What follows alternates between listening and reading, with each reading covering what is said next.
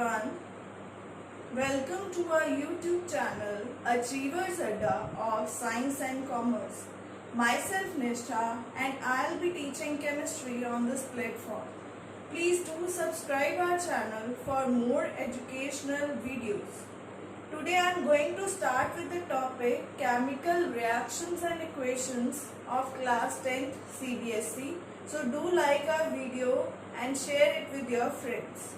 So first of all, in this chapter we will discuss about what do you mean by a chemical reaction. Chemical reaction क्या है? It is the process in which two or more substances combine or react together to form a new substance with different properties. अब होता क्या है, जब भी chemical reaction होती है एक दो या तीन चीजें रिएक्ट करती है आपस में. जब वो रिएक्ट करती है तो नया सब्सटेंस न्यू प्रोडक्ट फॉर्म होता है और जब वो न्यू प्रोडक्ट फॉर्म होता है उसकी प्रॉपर्टीज जो होती है दैट आर डिफरेंट. अब वो प्रॉपर्टीज कौन सी डिफरेंट हो सकती है? उसका कलर डिफरेंट हो सकता है, उसकी केमिकल प्रॉपर्टीज डिफरेंट हो सकती हैं, उसकी स्टेट डिफरेंट हो सकती है. So these are the properties which varies. तो अब प्रॉपर्टीज दो तरह की होती हैं that are physical properties and chemical properties. Physical properties means उसके फिजिकल कंडीशन जैसे उसकी कलर, उसकी अडर, स्मेल, टेस्ट, स्टेट में क्या डिफरेंस है. सो हम क्या स्टार्ट करेंगे कि इन केमिकल रिएक्शंस में क्या क्या चेंजेस ऑब्जर्व किए जाते हैं. सो जब भी कोई केमिकल रिएक्शन होगी कुछ ना कुछ चेंज होगा. जो हमारे रिएक्टेंट थे वो जब प्रोडक्ट न्यू सब्सटेंस बना रहे हैं उनमें कुछ ना कुछ चेंजेस आएंगे.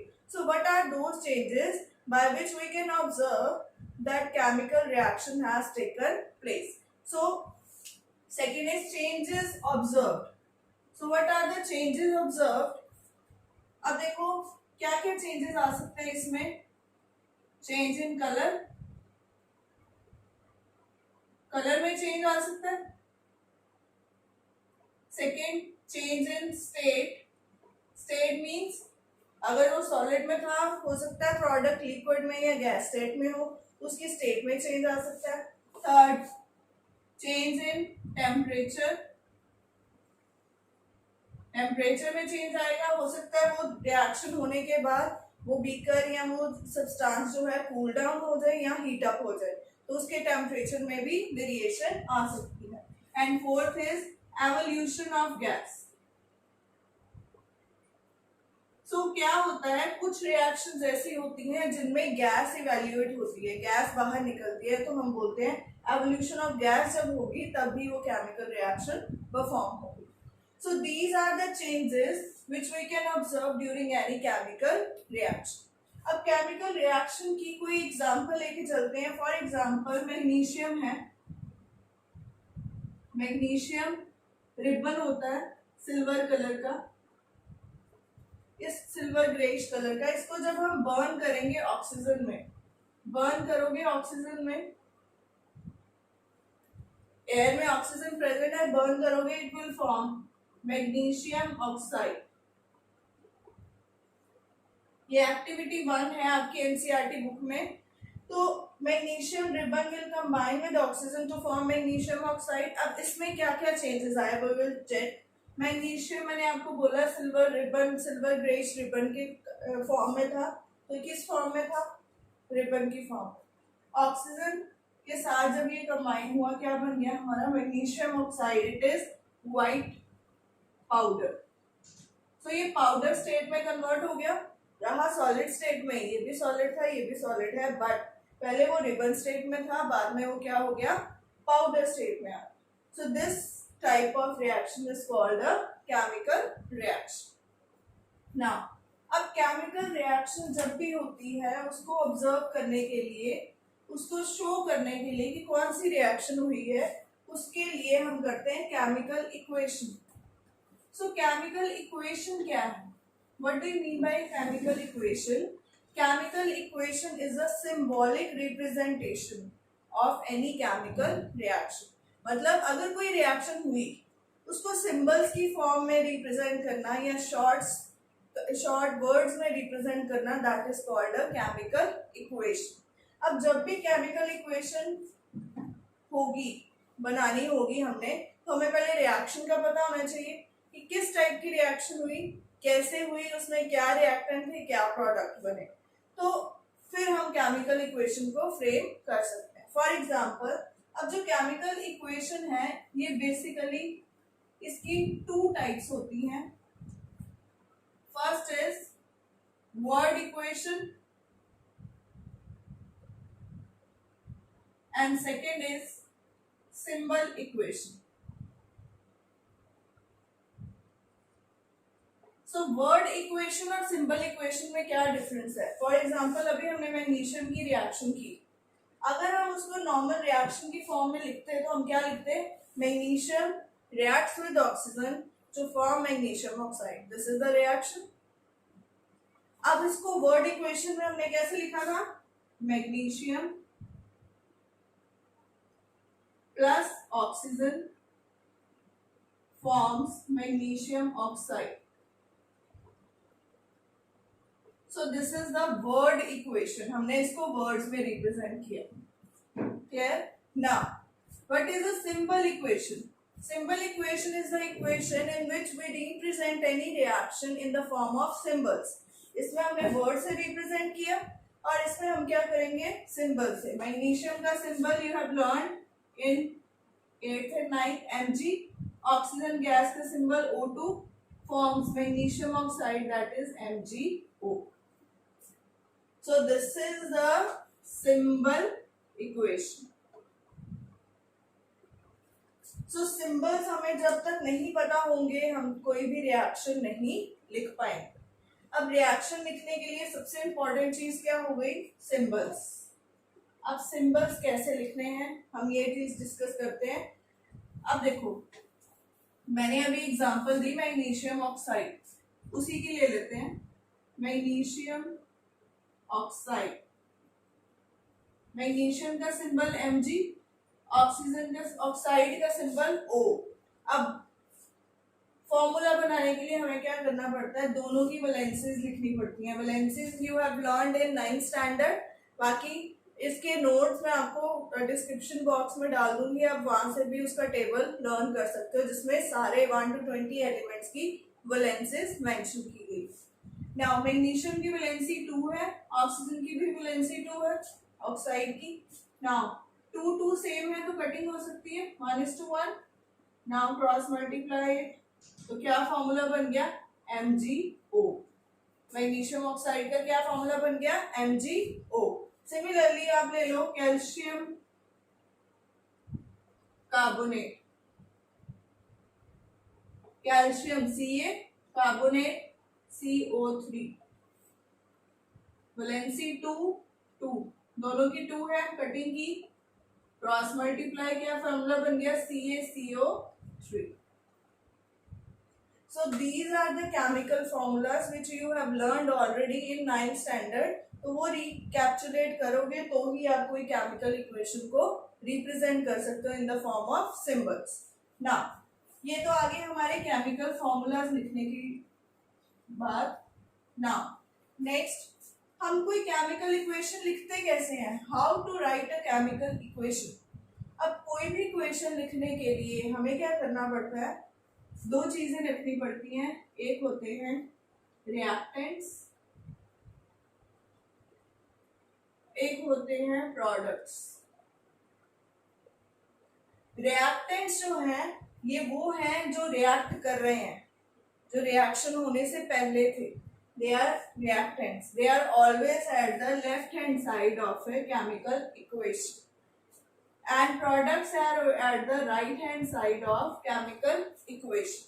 और इन दोनों के बीच में एक एरो होता है that represent कि रिएक्शन की डायरेक्शन किस साइड पे है. लेफ्ट टू राइट आ रही है रिएक्शन या राइट टू लेफ्ट आ रही है, this arrow will represent. So reactants जो हैं they will form product. तो हमने इसके एरो हेड जो है from left hand side to right hand side लिखा है. So this is the form कि किस तरह से हम केमिकल इक्वेशन को लिख सकते हैं. नाउ अब रिएक्टेंट जरूरी नहीं है एक हो, 2 भी हो सकते हैं, 3 भी हो सकते हैं. अब उन सब में क्या करना है हमने? प्लस का साइन डालना है। कैसे? अभी हमने में Mg प्लस O2, अब ये दोनों रिएक्टेंट्स हैं तो इनके बीच में क्या साइन डालना है? प्लस, कि ये दोनों कंबाइन हो रहे हैं एंड प्रोडक्ट इज MgO। अगर यहाँ पे और कोई प्रोडक्ट होता तो साथ में प्लस के साथ हम उसको भी रिप्रेजेंट कर सकते। सो this is the form how you will right a chemical equation. अब हम बात करते हैं कि केमिकल इक्वेशन जो है उसकी दो फॉर्म्स होती हैं, एक होती है बैलेंस्ड, एक होती है अनबैलेंस्ड। सबसे पहले हम डिस्कस करते हैं skeletal chemical equation. Skeletal equation को हम अनबैलेंस्ड इक्वेशन भी बोल सकते हैं। कोई भी इक्वेशन जो अनबैलेंस्ड है उसको हम क्या बोलेंगे? Skeletal equation. जैसे हमने अभी बात किया, अनबैलेंस्ड का क्या मतलब है या स्केलेटल का क्या मतलब है? It is the equation in which the number of atoms of reactants are not equal to the number of atoms of products. For example, अभी यही example हम discuss कर रहे हैं, MgO2 forms MgO.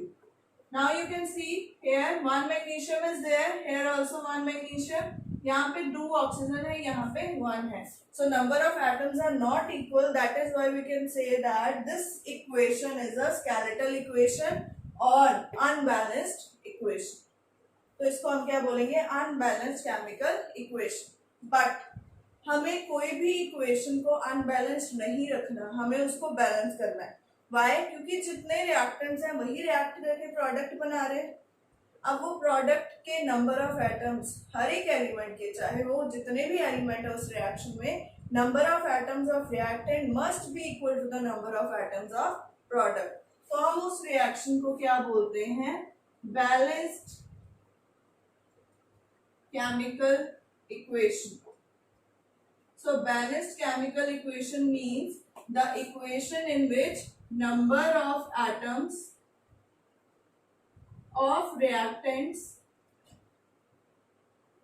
are equal to the number of atoms of products.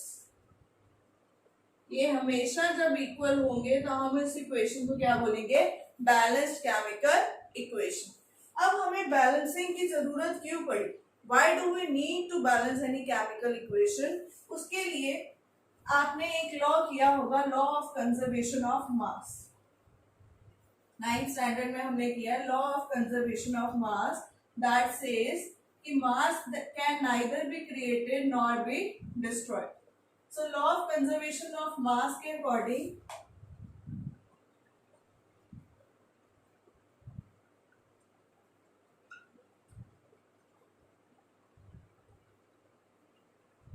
ये law क्या कहता है? Mass can neither be created nor be destroyed during any chemical reaction. तो जब भी कोई रिएक्शन होगी ना तो मास नया क्रिएट होगा ना ही डिस्ट्रॉय होगा। इसका क्या मतलब है कि जो रिएक्टेंट का मास है that must be equal to the mass of products. So mass of reactants must be equal to the mass of products. ये दोनों इक्वल होने चाहिए। अगर कोई भी रिएक्शन हो रही है तो ये दोनों हमेशा क्या होने चाहिए? इक्वल होने चाहिए। So this is the law of conservation of mass. So अगर आपको क्वेश्चन आ जाता है कि why do we need to balance a chemical equation, so you will right to follow the law of conservation of mass we need to balance any chemical equation. So ये उसका कारण है कि क्यों हम बैलेंसिंग कर रहे हैं। अब बैलेंसिंग मैंने आपको बता दी कि नंबर ऑफ एटम्स दोनों साइड्स पे इक्वल करने हैं। अब वो इक्वल करने कैसे है, we will discuss that now. So next topic is how to balance a chemical equation. You can take your notebooks and solve with me how to balance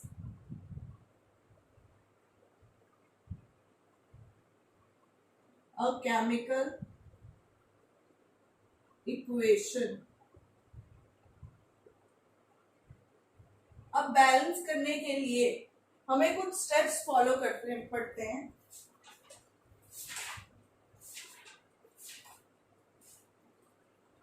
so कुछ steps follow करने हैं, वो कौन से steps है? First step number 1, convert the chemical reaction into symbols. जो भी reaction आपको दी गई है उसको सिंबल्स की फॉर्म में रिप्रेजेंट करो। पहला step, convert chemical reaction into symbol equation. सबसे पहले हमें इसको इक्वेशन में रिप्रेजेंट कर लेना। Then second, put boxes around each compound. जो भी हमने उसमें लिया रिएक्टेंट्स या प्रोडक्ट्स, उसमें हमने सबके अराउंड क्या डाल देने हैं? Boxes. Third, count the number of atoms on left hand side. Left hand side के नंबर ऑफ एटम्स काउंट करने हैं एंड राइट हैंड साइड के नंबर ऑफ एटम्स काउंट करने हैं। ये करने के बाद फोर्थ, अब ये बॉक्सेस डालने का क्या मेथड, क्यों डाले हमने बॉक्सेस? कि बॉक्सेस के अंदर हमने कुछ चेंजेस नहीं करने।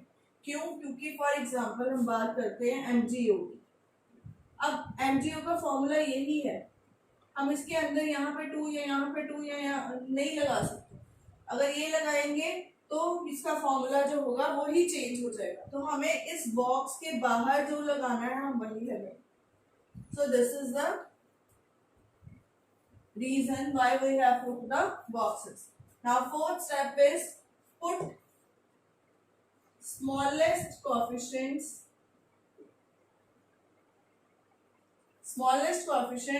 in form of whole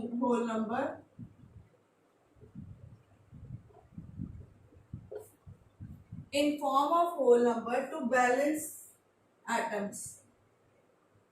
atoms को बैलेंस करने के लिए हम होल नंबर लगाएंगे, छोटे से छोटा होल नंबर लगाएंगे, ताकि लेफ्ट हैंड साइड और राइट हैंड साइड के नंबर ऑफ एटम्स बैलेंस हो जाए।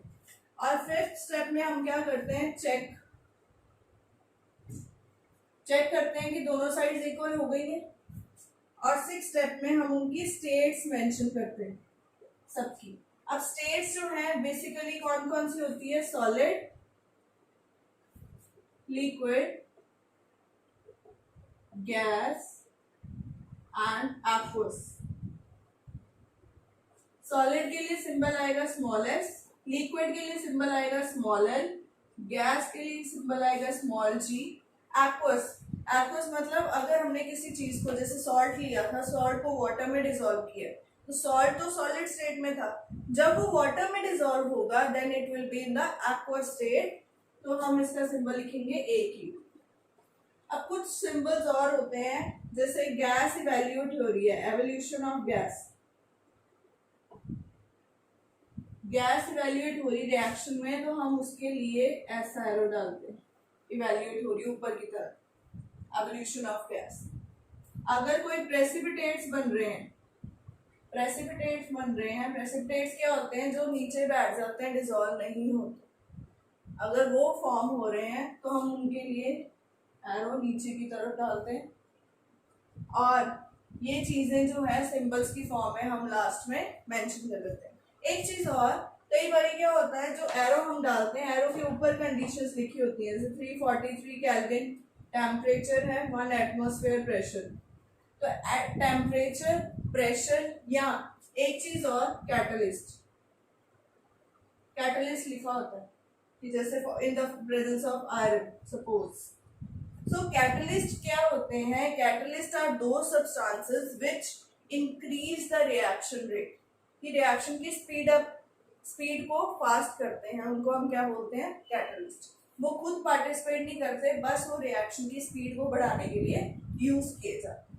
सो अगर ये चीजें हो, टेम्परेचर हो, प्रेशर हो या कैटलिस्ट हो, तो हम इस एरो के ऊपर लिखेंगे। जैसे फोटोसिंथेसिस की रिएक्शन हम लिखते हैं तो in the presence of sunlight and chlorophyll होता है, तो वो एरो के ऊपर आता है, सनलाइट एंड क्लोरोफिल यहाँ। तो इस तरह से हम केमिकल इक्वेशन को बैलेंस करेंगे। और ये जो स्टेट्स वाला स्टेप है, ये जरूरी नहीं होता, अगर आपको पूछा गया है तो आप करोगे, नहीं तो आप ऐसे भी छोड़ सकते। Now let us take one example. and balance the equation.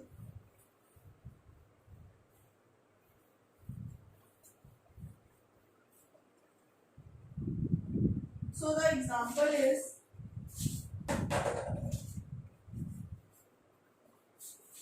example number 1 is iron plus water forms iron oxide plus hydrogen. So this is the reaction. So ये रिएक्शन है. अब इस रिएक्शन में सबसे पहला स्टेप हमने क्या किया था? सिंबल्स.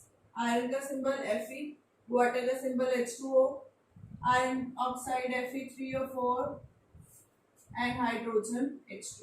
अब यहाँ पे आयरन ऑक्साइड Fe3O4 भी होता है, Fe2O3 भी होता है. दैट डिपेंड्स आपको कौन सा पूछा, फेरिक पूछा या फेरस पूछा. सो अब दोनों ले सकते हो इसमें. अब यहाँ पे मोस्टली अगर आयरन ऑक्साइड होगा तो आपको सिंबल दिया ही होगा पेपर में, जैसे आपकी बुक में ही एग्जांपल है उसमें सिंबल दिया हुआ Fe3O4. Now let us start with balancing. First step हमने कर लिया. Second step, put the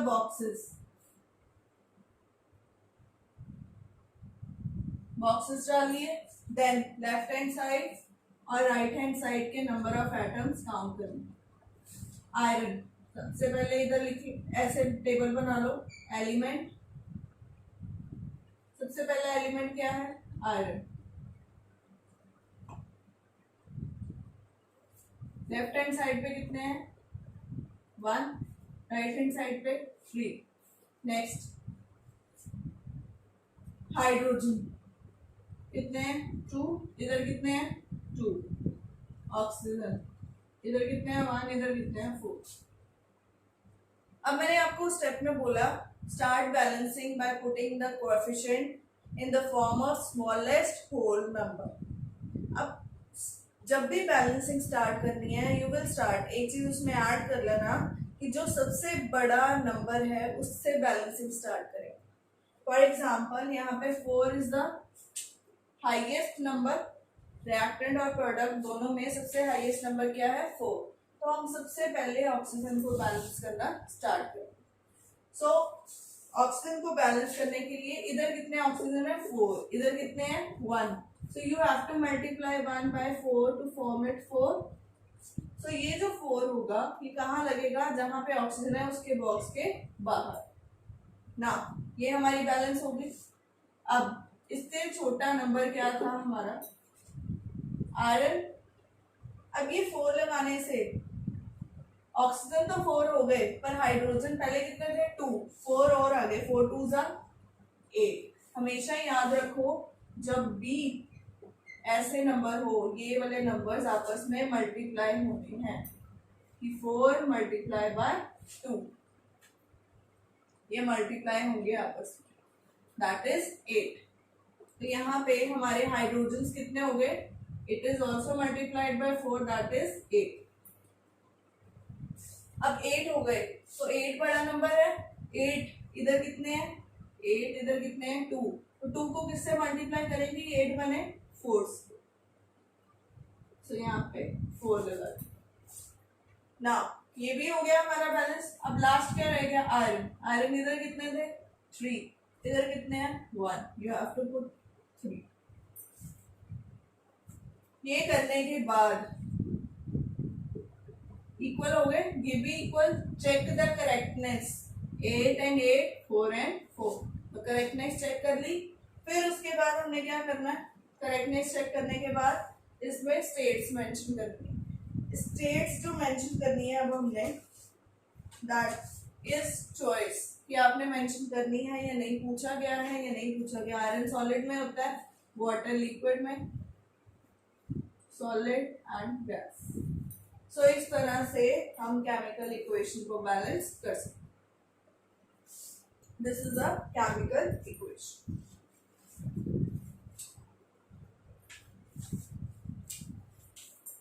Now let us discuss one more example. After that we will start with the next topic. आपकी book में बहुत सारी examples दी गई हैं. जो बैलेंस आपकी नहीं होगी, you can send me in the comment box. I will balance it. Now second, for example, equation is barium chloride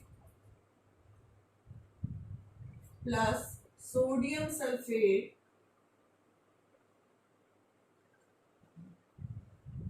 forms barium sulfate plus sodium chloride. So this is the chemical reaction. First step, convert it into symbols. Now barium chloride, barium Ba, chloride Cl, barium की valency 2, chloride की 1, तो cross multiply क्या बन गया BaCl2. Next sodium Na, sulphate SO4, Na की valency 1, sulphate की valency 2, cross multiply क्या बन गया Na2SO4 forms barium sulphate BaSO4, 2 valency 2 cut कर दो क्या बन गया formula BaSO4. Sodium chloride NaCl 1 1 cross multiply क्या बन गया Na. So this is the simple equation. Second step, put them in boxes. Plus का साइन यहाँ पे लगाना है. Now, after putting the boxes, we will count the number of atoms. Barium, left hand side 1, here also 1. So put the number of atoms. Barium 1 and 1. Chloride, here 2, here 1. Sodium, left hand side 2, इधर 1. Sulphate अब combine ले लो, ज्यादा better है. अलग अलग sulphur oxygen लोगे तो उसमें कंफ्यूजन ज्यादा होगी. सल्फेट इधर कितने हैं 1, इधर भी कितने हैं 1. अब देखो किस में फर्क है, सिर्फ इन दो चीजों में, बाकी दोनों जो है ऑलरेडी बैलेंस्ड. हाईएस्ट नंबर 2 ही है. अब यहाँ पे देखो सोडियम और क्लोराइड दोनों ही 2 चाहिए, तो 2 चाहिए तो हम इसके आगे अगर 2 लगा देंगे तो दोनों 2 आ जाएंगे. So multiply both by 2. Now check all the atoms are balanced. So this is your balanced chemical equation. Barium chloride solution होता है aqueous solution तो AQ, air also AQ. इसके precipitates बनते हैं solid form में, arrow नीचे की तरफ, and it is also in aqueous. So this is the balanced chemical equation. Now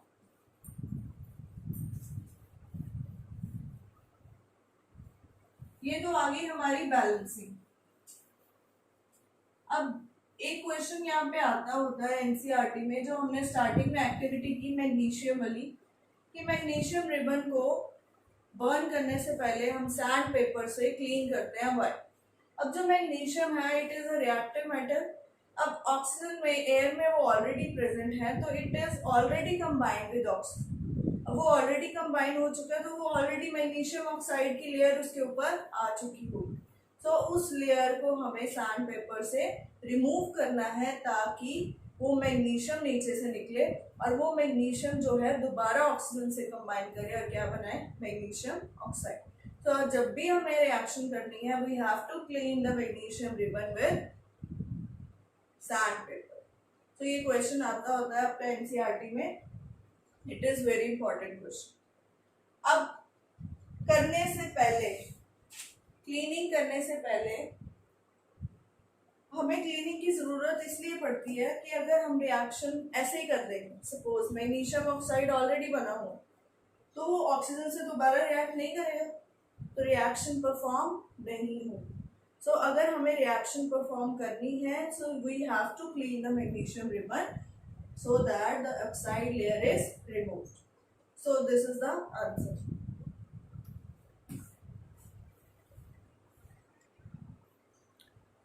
So this is all about the balancing of a chemical reaction. Chemical equation क्या होती है, उसकी क्या types है, उसको कैसे balance करते हैं. अब जो next topic start होगा, that is the types of chemical reactions, that we will discuss in the next video. So keep watching my video. Do send me your problems comments in the comment box, and do subscribe our channel. Also share it with your friends so that they can also be benefited. Thank you so much. Bye.